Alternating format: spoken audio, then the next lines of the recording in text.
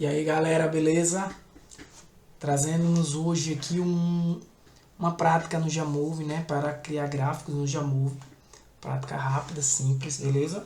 Uma revisão também rápida de regras simples, né? Quando você for manusear dados em planilhas eletrônicas, lembre sempre que as variáveis são apresentadas nas colunas, né? Como você está vendo aqui. Né? E os elementos, cada observação, nas linhas, beleza? Aqui a gente tem uma amostra de dados, certo? A gente vai ter aqui nome, sexo, idade, altura, peso e IMC. E cada observação, né, cada elemento ocupa aqui uma linha, né? Muito importante você entender que a população é a totalidade dos elementos, a amostra é uma parte. Cada elemento dessa população está representado aí nas linhas, as variáveis nas colunas, né?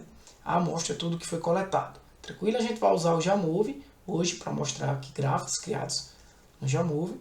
E também vamos usar o Excel, como a gente já vem utilizando, e uma ferramenta chamada Design, para que vocês conheçam, né? Mas em geral vamos usar mais o Jamove, beleza? Apenas para apresentar os gráficos, vamos mostrar também o Design, certo? Lembrar sempre de salvar arquivos de Excel no XLSX, beleza? E muitas vezes você também pode salvar no CSV. Então, vamos lá. Primeiro você prepara a sua planilha, né? Cuidado com como você está preparando, né?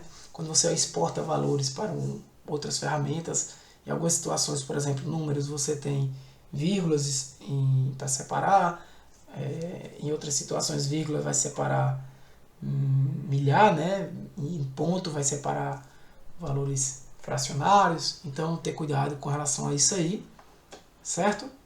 Então, o Jamove, ele vai trazer para você diferentes tipos de gráficos, a gente vai mostrar aqui alguns deles, como histogramas, diagrama de caixa, né? Gráfico de média, com barra de erro, né? Baseado em colunas, gráfico de barras ou de colunas, para dar a frequência de cada categoria em um conjunto de dados, né? Podendo ser múltiplas ou não, e gráficos de dispersão. Tem também um gráfico de Pareto, né, que a gente vai apresentar. Aqui no Jamove, eu vou abrir ele aqui, eu já tenho o Jamove instalado, então eu vou abrir o Jamove aqui com esse conjunto de dados que eu já tinha mexido, que nele eu vou limpar tudo, eu vou criar um novo aqui, tá? Nova janela, a gente já tinha mexido inclusive em outras aulas. E vou abrir essa base de dados que a gente já vinha usando antes. Perceba que, por exemplo, aqui ó, ele utiliza ponto para separar os decimais, certo? Então, importante agora você saber manusear essas variáveis. Por exemplo, quando eu clico duas vezes aqui, eu vou ter o tipo, o nome da variável. Eu vou mudar aqui, por exemplo, para tamanho. Vou mudar essa variável aqui para tratamento. Vou mudar essa daqui para dose, só com D maiúsculo, para ficar certinho. Perceba que essa variável aqui é contínua, decimal. Essa variável aqui é nominal, em texto. E essa variável aqui também é nominal. Tá? Ela tem números, mas ela é nominal. Perceba até a figurinha aqui dela. Para ela, esses 500 aqui são categorias, né? Diferentes. Fora isso, variáveis, aqui é a que está selecionada, os dados, as análises, certo? A gente vai trabalhar aqui com alguns desses recursos, hoje apenas nessa aba de exploração. A exploração da estatística descritiva a gente já vê, existe em outras aulas, mas aí vai continuar fazendo. Eu posso trazer para cá uma variável, né? Pode ser contínua, pode ser qualquer um, eu vou trazer a variável tamanho, e ele já traz aqui para você todas essas estatísticas. Eu vou retirar o omisso, ó, sai o omisso. Beleza? E ó, aqui ele já está fazendo exatamente o que a gente já fez, né? Mudando os tipos das variáveis. Estamos explorando aqui, tá? E vou trazer agora os gráficos. O que é que eu posso fazer aqui? Eu vou abrir aqui o gráfico, a aba de gráficos, né? Que a gente vai explorar mais. A gente já falou disso um pouco também em outras aulas. Então, por exemplo, eu tenho aqui o histograma desse conjunto de dados, né? Nada mais é histograma desses dados aqui, ó, certo? Eu não tenho, por exemplo, essa dose aqui, porque a dose ele vai ter outra distribuição, não são valores contínuos, beleza?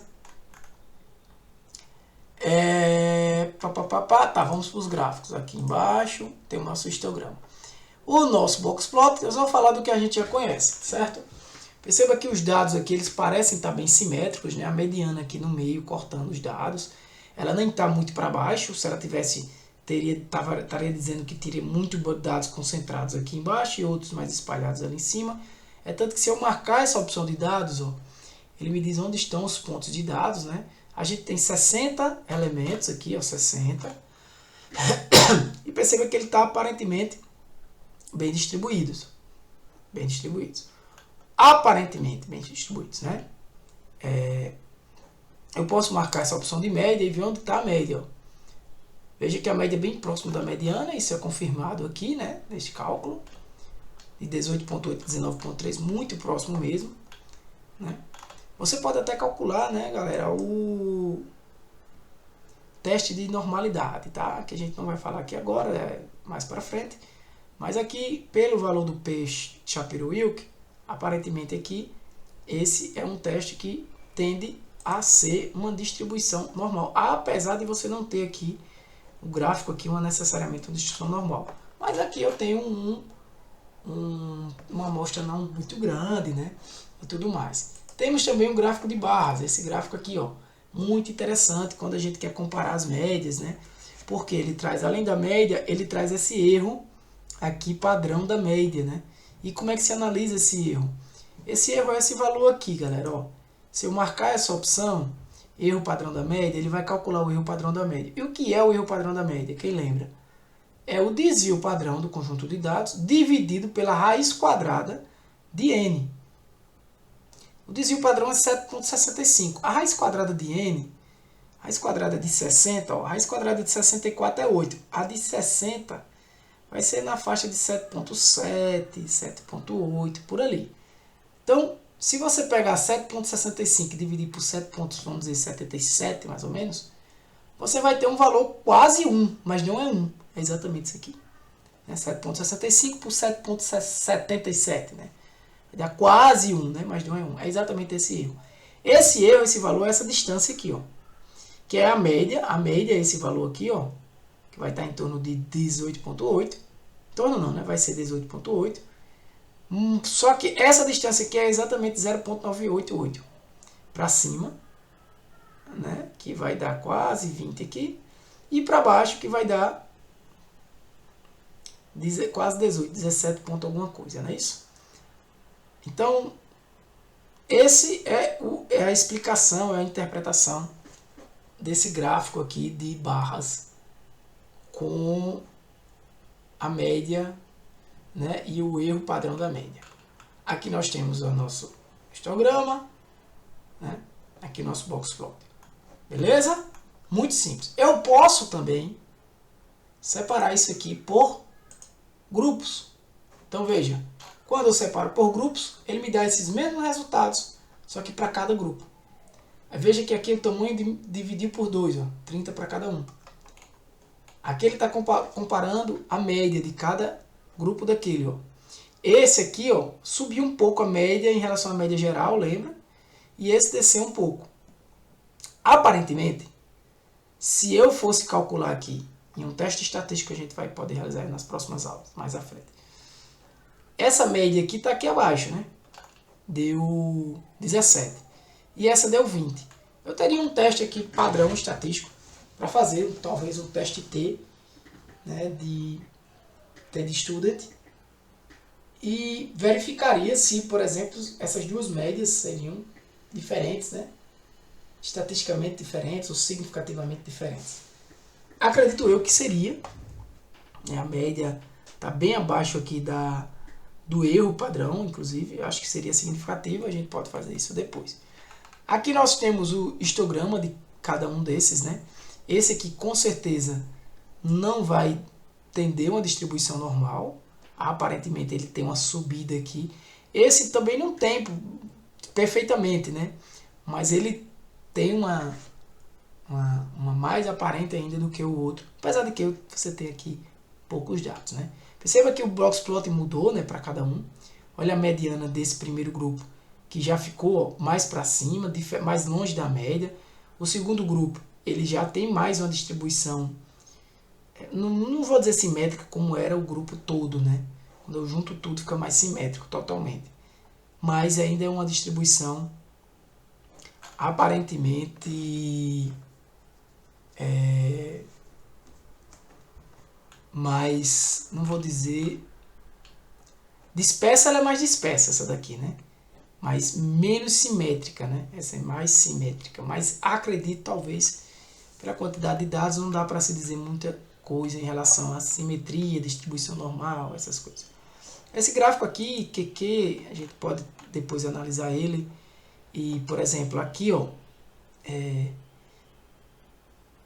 esse gráfico aqui, com certeza essa primeira aqui, ela não tende a uma distribuição normal, o gráfico ele não está aqui, os pontos não estão bem unidos acima da reta, tá? Esse estão mais, ó, esse pode até ser que sim, mas isso aqui a gente estuda como uma análise mais à frente para verificar os testes de hipóteses que vão ser realizados, verificar a distribuição normal. Então, para aí, quando fosse falar de distribuição normal, você analisa o histograma, você analisa o gráfico do Boxplot, você pode até analisar esses tipos de gráfico de média, o Shapiro-Wilk, você faz um teste Shapiro que é o mais correto, né, o mais robusto.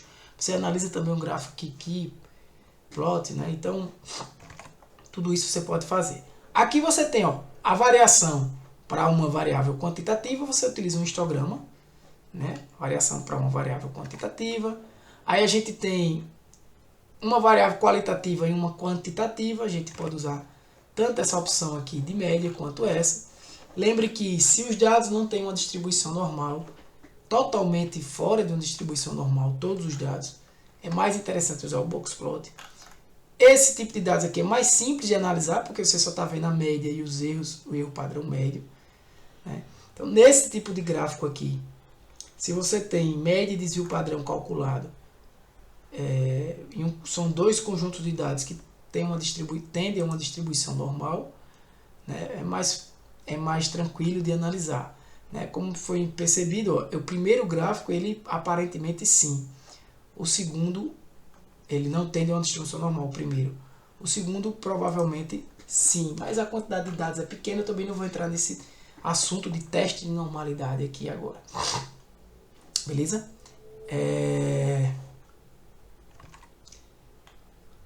Aqui, vamos analisar variáveis. A gente está analisando aqui, gente, só uma variável contínua, né?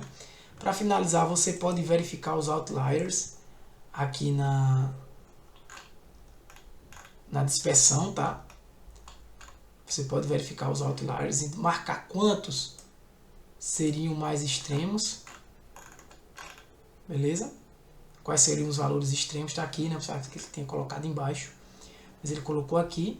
Quais são os valores que estão acima? Os 5 valores que estão acima, né, mais extremos, e os que estão mais extremos sendo abaixo, né? Você também pode ter essa opção. Para finalizar, eu vou abrir aqui um novo arquivo, que é essa versão aqui. Tá. Antes de tudo, você pode exportar isso aqui, tá? Como um PDF, como HTML. Essas tabelas você pode exportar, inclusive, a análise. Se tiver a análise completa aqui, assim, ó, tudo que está marcado vai ser exportado. Você pode exportar só a tabela para um Word da vida, por exemplo. Você pode exportar só esse gráfico. Você pode exportar todos, ó, aqui, e exportar. E gerar isso um PDF disso aqui, certo? Ou até uma página também web, ou para quem mexe com látex também. Então ele exportaria todos esses gráficos, todas essas tabelas aí. É muito utilizado em trabalhos acadêmicos, né? Eu vou abrir aqui ainda. Sim, eu vou voltar a essas duas opções só para mostrar a vocês que eu posso ter também essa análise aqui para uma variável qualitativa, né? Aqui ele está me dando a quantidade, né? A frequência de OJ e de VC lá em tratamento. Como a gente sabe que Como a gente sabe que é 30 para cada um, vai ficar igual aqui, né? Vai ficar igual. Mas aqui eu não estou analisando, perceba, eu estou analisando variável nominal, né? Não é tamanho, que é contínuo, a reguinha aqui. Beleza? E tem também, se eu quiser, duas variáveis qualitativas. É o que eu tinha feito aqui com a dose, né? O que é que ele fez aqui, ó? Esse conjunto de dados, essa base de dados é bem balanceada, né?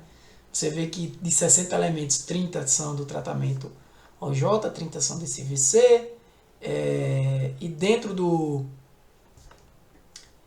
de cada um você tem 10 elementos para quem tomou 500, aqui é uma dosagem de 500, uma dosagem de 1000, uma dosagem de 2000, ou seja, você tem dados bem balanceados aí, né?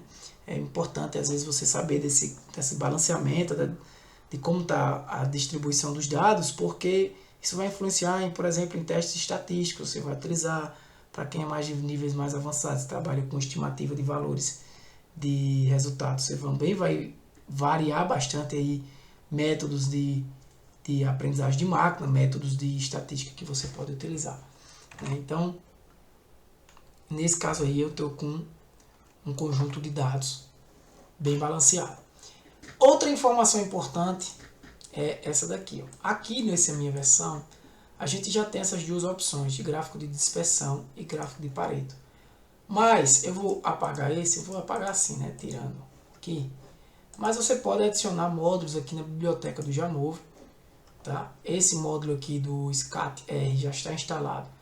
Ele vai permitir você produzir diferentes tipos de exploração, né?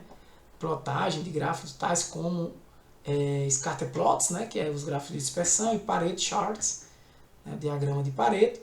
E você pode encontrar isso aqui no menu Exploration, né? Aqui, se você trabalhar com R já, para quem é mais avançado, programa em R, né? Ele está dizendo que você vai encontrar aqui nessa área. Outra coisa importante também é que você, ainda naquele exemplo aqui, você pode modificar aqui o gráfico, tá? Tá na versão do SPSS, que é uma versão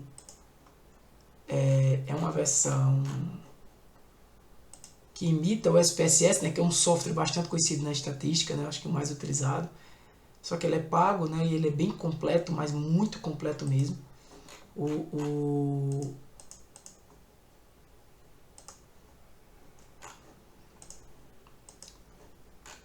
O Jamove, ele é suficiente, sabe, para você resolver esses problemas de testes estatísticos, regressão. Aqui tem várias opções, teste T, ANOVA, é mais do que o necessário na maioria dos casos, é gratuito e muito bom.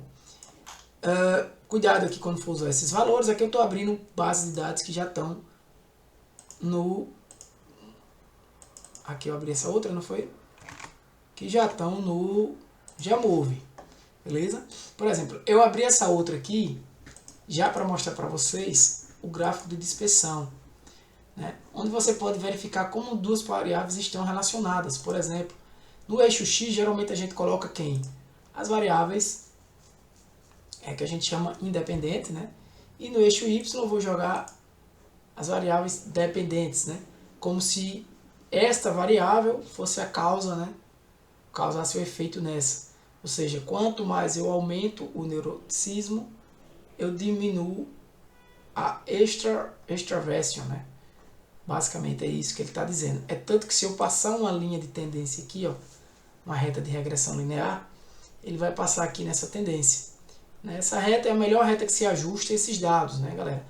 É um assunto bem mais para frente, mas que, se você prestar atenção, imagina que o 3.5 bate aqui nessa reta, e essa reta é um modelo que vai dar mais ou menos esse valor aqui de extraversion, né?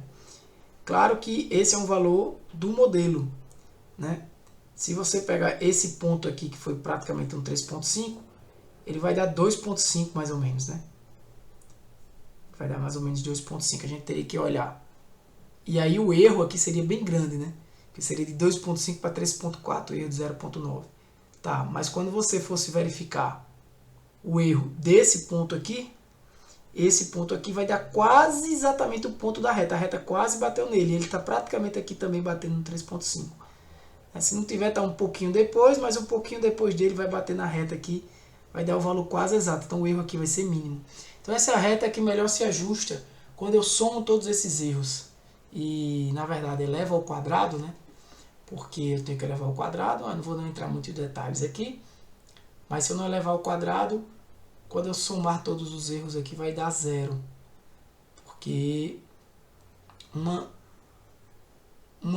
erro vai anular o outro. Então a gente ou eleva ao quadrado ou tira o módulo. Verifica, calcula o módulo do erro, né? Normalmente você eleva ao quadrado o erro. Por exemplo, aqui, ó. Estava dando 3.4 menos 2.5. Tá? Vai dar 0.9 mais ou menos elevado ao quadrado. Soma-se todos esses erros para cada ponto desse, né? E verifica-se o erro de cada reta que seria possível aqui, né? Isso aqui é a regressão linear de cada reta. Então a reta que vai ter um menor erro, né? Ou seja, a reta que vai minimizar os erros dessa relação aqui de neuroticismo com extraversion, é essa reta aqui. Você pode também criar uma reta mais suave, né? E verificar como os dados estão se comportando, se relacionando aqui num gráfico de dispersão. Eu posso fazer isso no Excel? Pode. No Excel você tem várias opções, inclusive de regressão. Você pode criar regressões polinomiais, lineares também, entre outras, né? Eu vou puxar para cá. E o que mais que a gente tem? Tá, exportar, como eu já falei para vocês, algumas opções também de plotagem, né, para verificar as cores aqui nessa opção dos 3 pontinhos, entre outras opções também de zoom, se você quiser diminuir. Então vamos lá, beleza, acho que é isso. Eu vou só tirar esses aqui para não ficar aparecendo. E vou abrir um gráfico de Pareto, mas não com esses dados. Eu tenho aqui uma opção de dados melhores, deixa eu ver. Criar um novo arquivo. E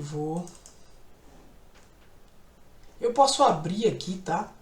Deixa eu ver, eu posso abrir aqui um documento, importar também.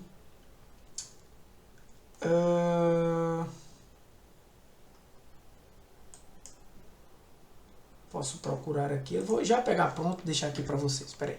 Tá, eu trouxe aqui de um exemplo, pessoal, vindo aqui, tá, em importar especial, fui lá no meu computador, procurei e trouxe aqui um exemplo de uma planilha, tá? Ela me trouxe dessa forma aqui, foi até bom trazer bagunçado assim, porque eu vou aqui, ó, vou subir isso, dados, vou apagar esses aqui, ok.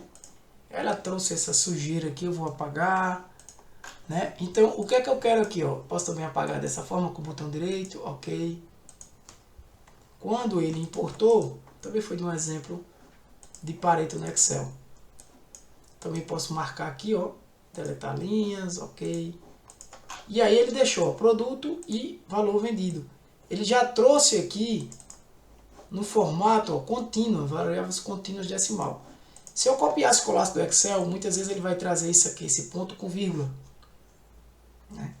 Então você teria que tratar isso aí no Excel ou fora do Excel, talvez num bloco de notas, separando, alterando o ponto para vírgula, beleza?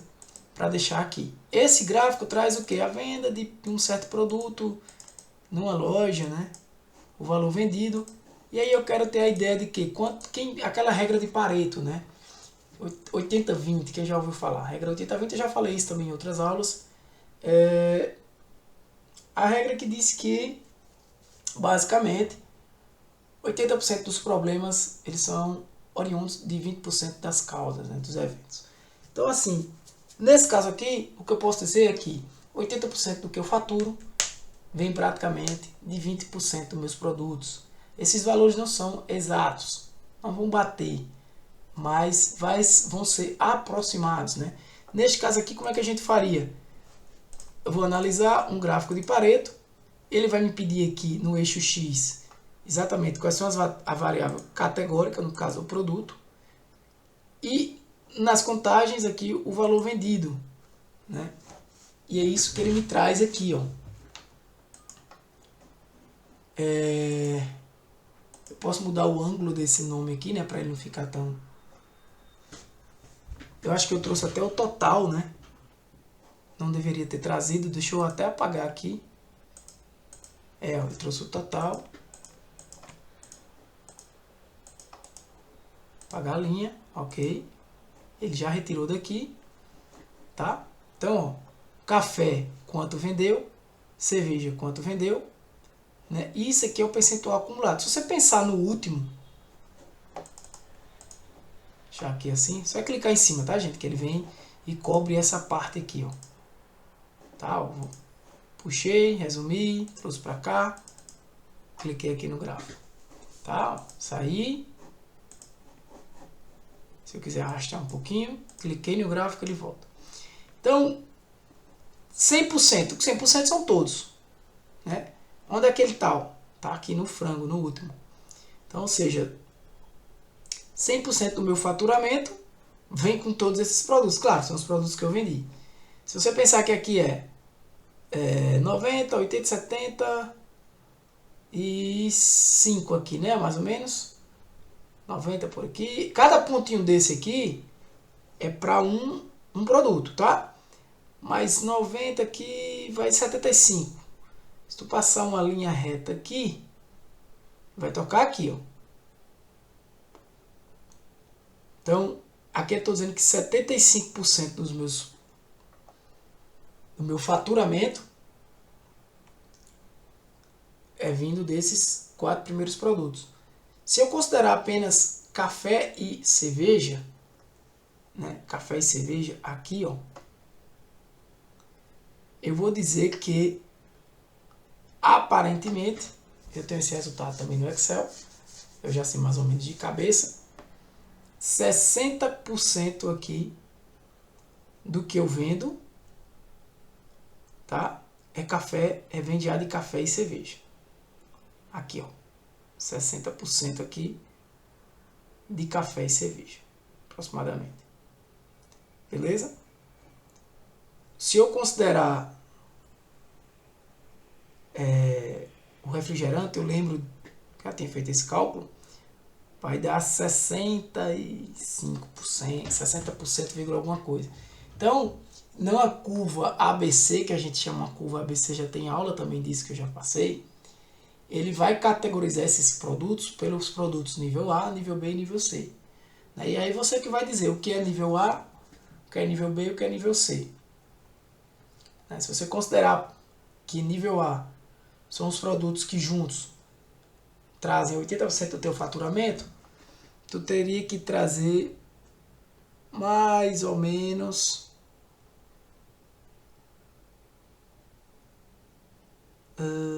seriam muitos produtos, né? Seria um valor ideal. Acredito que o valor ideal aqui seria 65% e que estaria mais ou menos por aqui. E esses 3 primeiros produtos, café, cerveja e refrigerante, seriam os produtos nível A, ou seja, são aqueles que trazem o teu maiores faturamentos, ou seja, eles 3 não podem faltar. Aí tem os produtos nível B, dependendo do seu nível aí. Se você está 65% para o A, normalmente a gente bota mais 25% aqui para o B, seria até o 90% mais ou menos por aqui. E os produtos nível C, né, que é aqueles produtos que tem